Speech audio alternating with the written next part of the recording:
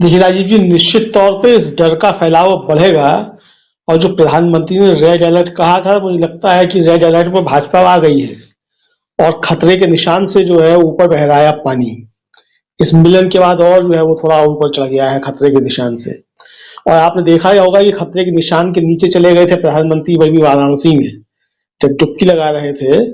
तो पिछले जो उनके 3 फोटो वायरल हो रहे हैं वाराणसी में गंगा मैया में डुबकी लगाने के, तो वो पहले ऊपर हैं, फिर खतरे के निशान के पास हैं, फिर खतरे के निशान के एकदम जो है वो नीचे पहुंच गए हैं। तो ये समझा जा सकता है कि वो खतरे के निशान से जो है पानी अब काफी ज्यादा ऊपर बह रहा है। और जो अखिलेश देखिए, भीड़ प्रधानमंत्री की रैली में भी हो रही है, ऐसा नहीं प्रधानमंत्री की रैलियों में भीड़ नहीं हो रही है। और अखिलेश यादव की रैलियों में भी हो रही है, प्रियंका की रैलियों में भी हो रही है। प्रधानमंत्री की रैलियों में भीड़ जो है वो सत्ता के द्वारा मैनेज की जा रही है। मनरेगा दूर है, शिक्षक हैं, मिड डे मील के कर्मचारी हैं, सरकारी कर्मचारी हैं, सादा वर्दी में पुलिस के कर्मचारी हैं। तो इस तरीके से सब मैनेज किया जा रहा है। अखिलेश यादव की रैली में जो भीड़ इकट्ठा हो रही है वो भीड़ स्वतः स्फूर्त है। और वो सिर्फ सपा की भीड़ हो, सपा के कार्यकर्ता हो, ऐसा नहीं है। आम जनता जो उसमें जुट रही है वो एक साफ संकेत दे रही है कि भारतीय जनता पार्टी के खिलाफ नाराजगी का स्तर जो है वो भी अब खतरे के निशान से काफी ऊपर जा चुका है। ये एक साफ संकेत दिख रहे हैं और ये प्रियंका की रैलियों में भी दिख रहा है। मतलब दोनों विपक्ष के नेता हैं, उनकी रैलियों में जिस तरीके से भीड़ उमड़ रही है और स्वतः देख सकते हैं कि वो किस तरीके से सुझाव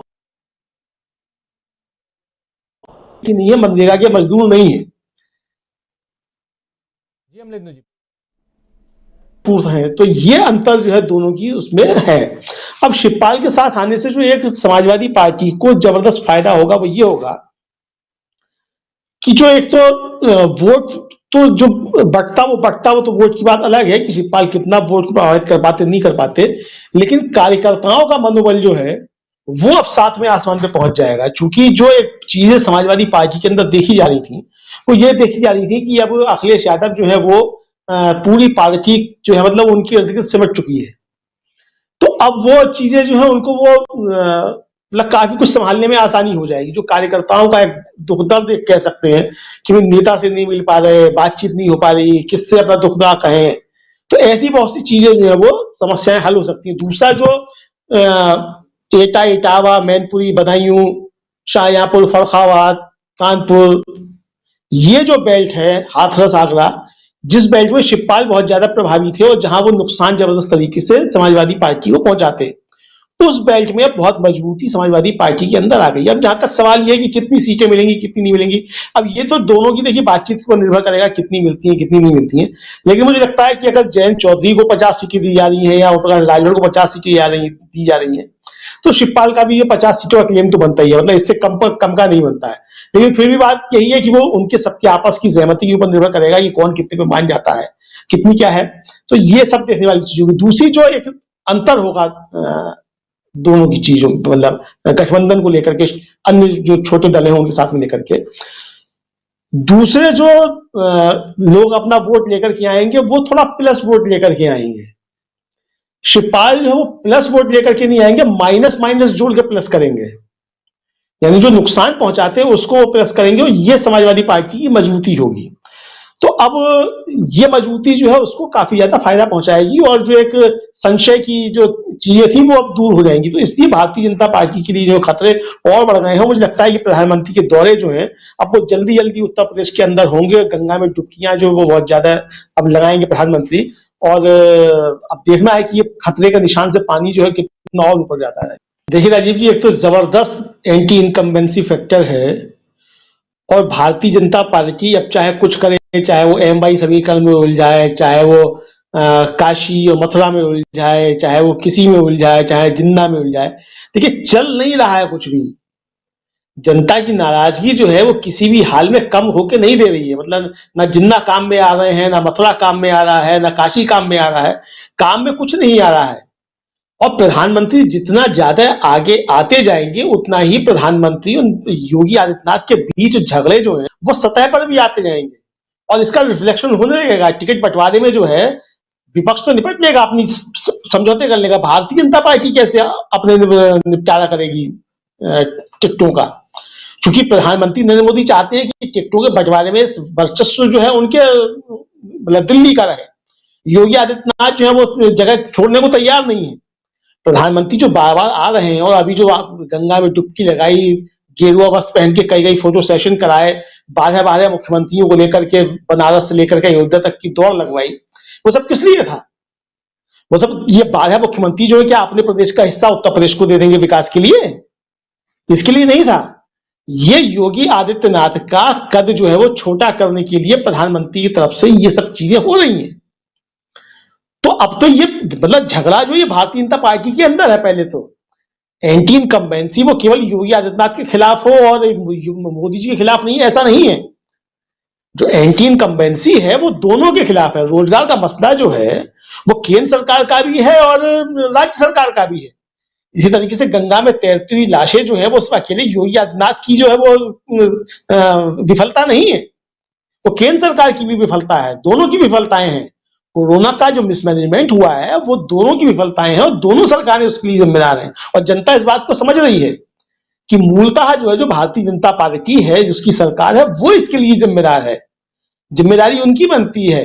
तो इसलिए कि साहब योगी आदित्यनाथ जिम्मेदार हो जाएंगे और मोदी जी नहीं होंगे, इसलिए मोदी जी को आगे ले आओ, ऐसा नहीं है। मोदी जी जो बार बार आ रहे हैं, ये इसका मतलब जो ये तैयारी जो है योगी आदित्यनाथ के विरुद्ध जो है अंदर अंदर कुछ ज्यादा कुछ चल रहा है। और ये जितना ज्यादा प्रधानमंत्री के दौरे बढ़ेंगे उतना उतना ये संघर्ष भारतीय जनता पार्टी के अंदर और ज्यादा तेज होगा। और ये जितना संघर्ष तेज होगा ये भारतीय जनता पार्टी को उतना ही नुकसान पहुंचाएगा, फायदा नहीं पहुंचाएगा। तो जनता की नाराजगी जो है उसको जो अभी तक मोड़ने की चीजें हो रही है या जो भी हो रहा है, तो इसका लाभ भारतीय जनता पार्टी को इस तरीके से मुझे नहीं लगता है कि कुछ कोई मिलने वाला है। और ठीक है कि देर से भी चुनाव करा सकते हैं, आचार संहिता के लिए समय कम मिल सकता है, प्रधानमंत्री बहुत सी बातें आगे कर सकते हैं, कार्यकर्ताओं से मिलेंगे, मजदूरों से मिलेंगे, महिलाओं से मिलेंगे। प्रधानमंत्री तो मिलते ही रहते हैं, प्रधानमंत्री जो है वो रोज मिलते रहते हैं और प्रधानमंत्री जो है घोषणाएं भी आकर के खूब करते हैं। बंगाल में भी करके आए थे, बिहार के चुनाव से पहले भी बहुत घोषणाएं की थी। तो घोषणाओं का असर क्या होता है? वो जो घोषणाएं आप करके आती हैं वो घोषणाएं चुनाव खत्म होने के बाद आपको याद रहती हैं। बिहार में जो 20 लाख रोजगार का वायदा था कि 20 लाख रोजगार दिए जाएंगे, सरकार तो भारतीय जनता पार्टी की ही है ना, बिहार में भी कितने रोजगार दे दिए गए। तो ये चीजें जो है यहां भी है, ऐसा नहीं है कि यहां ये चीजें नहीं है। और कुल मिलाकर के भारतीय जनता पार्टी के पास जो एक हथियार है वो हिंदू मुसलमान वाला ही हथियार है, उसके अलावा कोई दूसरा हथियार है भी नहीं उसके पास कि साहब कोई बहुत बड़ा विकास कर दिया हो, ऐसा भी कुछ नहीं है। घोषणाएं जो आज कर रहे हैं तो 4 साल पहले घोषणाएं क्यों नहीं हो गई थी? अब तक भी बहुत से काम पूरे हो चुके होते 4 साल में। जो घोषणाएं आप रहे हैं, जो आप जो है शिला पट्टिकाएं आज लगा रहे हैं, शिलान्यास आप कर रहे हैं, ये शिलान्यास अगर 4 साल पहले हो गए होते और डबल इंजन की सरकार थी उत्तर प्रदेश में, तो अब तक तो बहुत सी चीजें बन के खड़ी हो गई होती। तो चीजें जो है मुझे लगता है भारतीय जनता पार्टी को कोई लाभ पहुंचाने वाली नहीं है। और मैं फिर कहूंगा कि जितना प्रधानमंत्री आते जाएंगे उतना भारतीय जनता पार्टी की कमजोरी ही साबित होती जाएगी। ठीक है, प्रधानमंत्री बहुत अच्छे जो है वक्ता हैं, बहुत अच्छा प्रहार करते हैं, बहुत अच्छा दूसरों को कटाक्ष करते हैं, सब चीजें करते हैं, लेकिन सिर्फ दूसरों में कटाक्ष करने से अब काम चलने वाला नहीं है। जनता भी समझ रही है। भाई 7.5 साल हो गया यही सुनते हुए आपको कि नेहरू, गांधी, इंदिरा परिवार, वंशवादी अखिलेश मियां, यही सब सुनते हुए तो हो गया। 7.5 साल से आपकी सरकार है, 5 साल से आपकी डबल इंजन की सरकार है, इन 5 सालों में डिलीवरी क्या हुई? उत्तर प्रदेश में जनता की समस्याएं कहां दूर हुई?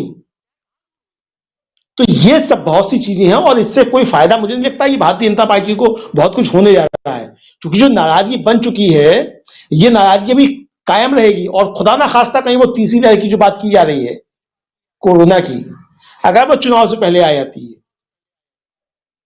तो बहुत से नकाब उतर जाएंगे सरकार के ऊपर से और भी। तो इसलिए जो मुझे नहीं लगता है कि मतलब भारतीय जनता पार्टी को ऐसा कोई बहुत फायदा हो जाएगा प्रधानमंत्री के बार बार आने से। प्रधानमंत्री ठीक है वो अपना करते हैं, आएंगे, बार बार आएंगे, निश्चित तौर पर आना भी चाहिए, लेकिन जितना आएंगे उतना उनका अंदर का झगड़ा बढ़ेगा और जनता के बीच भी जो है वो संदेश जो है वो साफ तौर पर जाएगा और इससे कमजोरी भारतीय जनता पार्टी की नजर आएगी। ये देखने वाली चीज हो जाएगी।